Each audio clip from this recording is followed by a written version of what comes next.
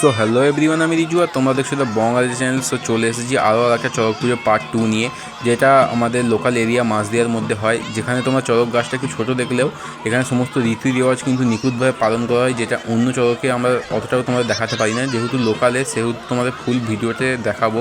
আর যারা সন্ন্যাস কামিয়েছে তারা দেখতেই পাচ্ছ এখন ভগবানের নাম নিয়ে গোল গোল করে ঘুরছে। এরপরই যেখানে রীতি রেওয়াজ পূজা অর্চনা শুরু করা হবে সেইখানে যাবে। তো চলো, তোমরা আশা করছি আজকের ভিডিওটা তোমাদের খুবই ভালো লাগবে। ভালো লাগলে শেয়ার করতে ভুলো না, লাইক করতে ভুলো না, সাবস্ক্রাইব করতে তো ভুলবেই না।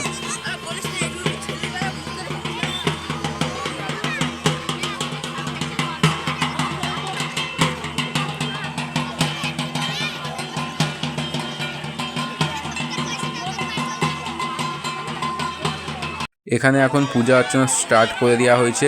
আর যা যা সন্ন্যাস কমিটি তারা এখন বাবা মহাদেবের যে শিবলিঙ্গ আছে ছোট্ট কারণ সেই শিবলিঙ্গের চারিপাশে বসে আছে। আর এখানে বাবা মহাদেবের যে লীলাটা আছে সেটা এখান থেকেই তোমরা দেখতে পাবে স্বচক্ষে, যে কীভাবে মাথা থেকে ফুল পড়ছে। 3 খেপে ফুল পড়বে, আর যখন ফুল পড়বে তারপরে কিন্তু এরা ঝাঁপ দেওয়ার জন্য কিংবা চড়কের গাছে ঘোরার জন্য কিন্তু রেডি হতে পারবে। আর দেখতেই পাচ্ছ এই দাদাটা সন্ন্যাস কামিয়েছে, আর এই দাদাটা এখন বাবার মাথায় ফুল দেবে।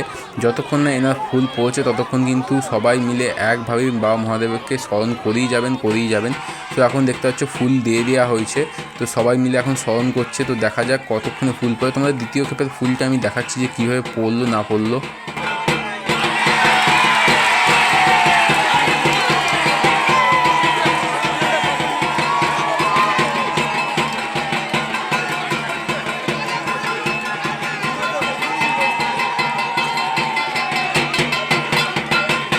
এখন দ্বিতীয় ফুল বাবা মহাদেবের শিবলিঙ্গের ওপর চড়ানো হচ্ছে।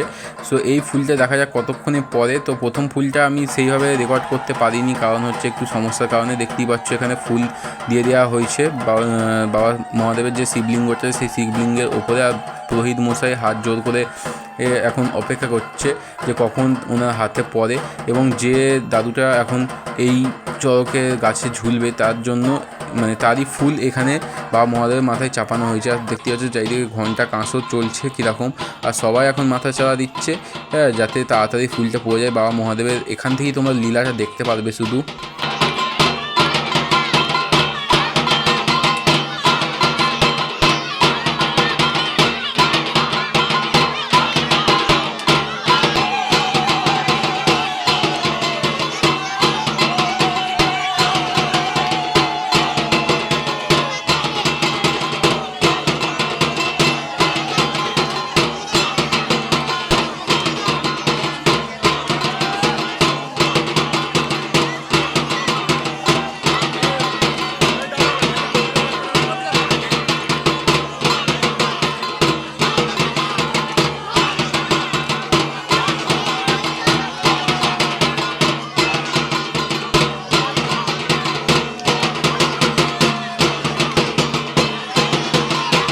তো ফাইনালি দেখতেই পাচ্ছ ফুলটা কীরকমভাবে পড়েছে। এটা পুরোহিত মশাই কিন্তু ফুঁও দেয়নি কিংবা কোনো হাওয়াও এখানে কিন্তু চলেনি, পুরো নিস্তব্ধতার মাঝখানে এখানে টুক করে ফুলটা পড়ে গেল।